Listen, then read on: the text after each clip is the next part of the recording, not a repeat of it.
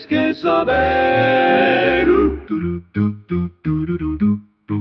Bienvenida o bienvenido a esta exploración.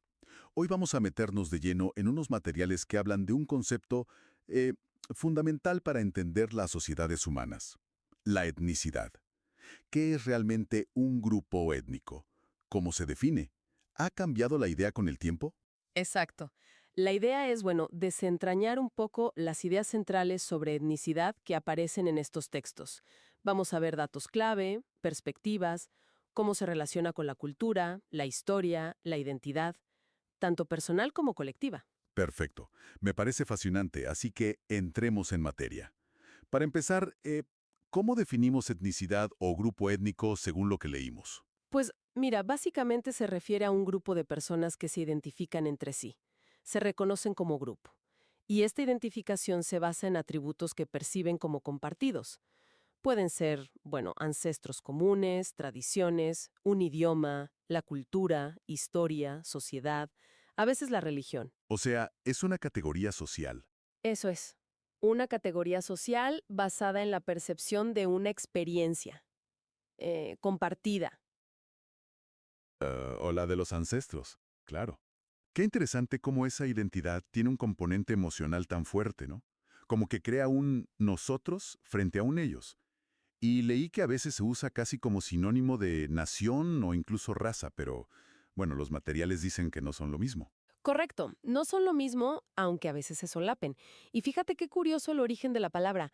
Étnico viene del griego etnos, pero lo llamativo es que en inglés antiguo, y hasta mediados del siglo XIX más o menos, se usaba para referirse a paganos o gentiles, o sea, a los otros desde una perspectiva cristiana.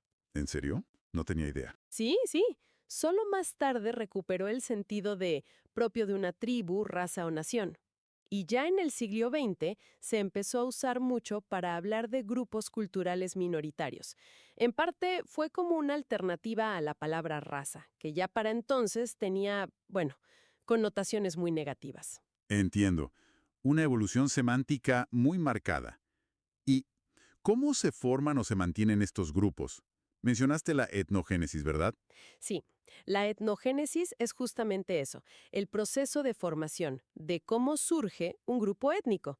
Y para mantenerse, a menudo, bueno, influye mucho la endogamia a largo plazo, es decir, la costumbre de casarse dentro del mismo grupo. Claro. Los materiales también identifican tipos según en qué se ponga el énfasis, ¿no?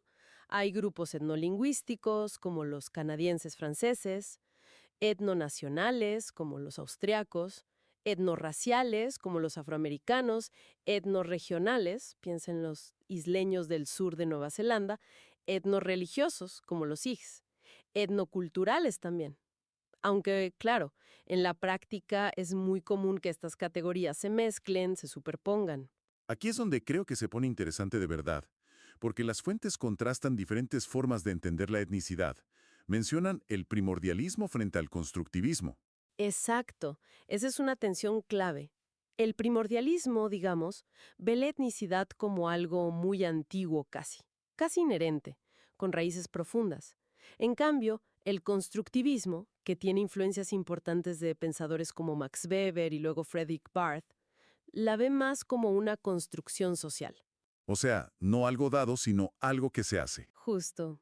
Weber decía que los grupos étnicos se basan en una creencia subjetiva de que comparten algo, una comunidad, no necesariamente en una prueba objetiva.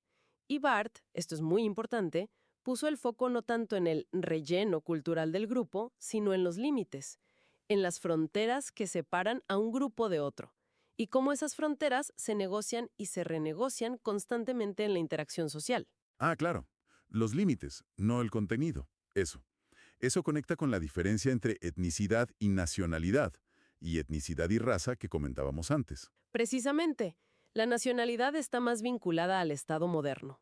Con la expansión colonial y después la formación de los estados-nación, pues surgieron grupos étnicos que se identificaban con una nación, pero vivían en otro estado. Claro, las fronteras políticas no siempre coincidían con las étnicas. Exacto. Y en cuanto a la raza, Antes se veían como dos caras de la misma moneda, ¿no? Se pensaba que las diferencias culturales eran como el resultado de rasgos biológicos heredados. Weber ayudó mucho a separar esto al insistir en que la etnicidad era una construcción social. De hecho, hubo una declaración de la UNESCO en 1950 que incluso sugirió abandonar el término raza y hablar de grupos étnicos para evitar justo esas confusiones y las cargas negativas. Qué interesante.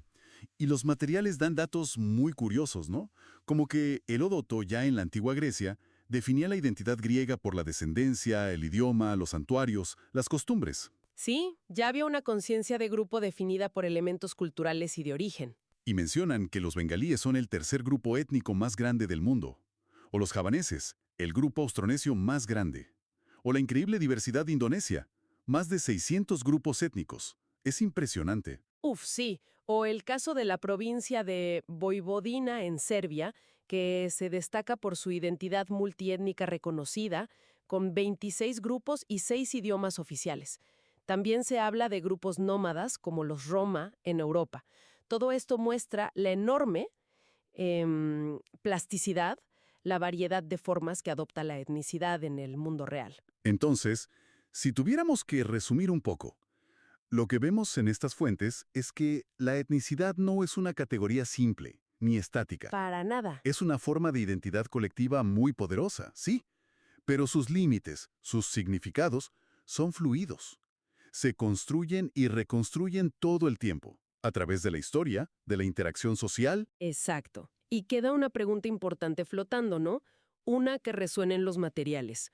En este mundo nuestro, cada vez más interconectado, más globalizado, ¿cómo van a seguir evolucionando estas identidades étnicas? ¿Qué papel van a jugar en el futuro para definir quiénes somos y cómo nos relacionamos con los demás? Es algo, bueno, para darle una vuelta. Todo lo que tienes que saber.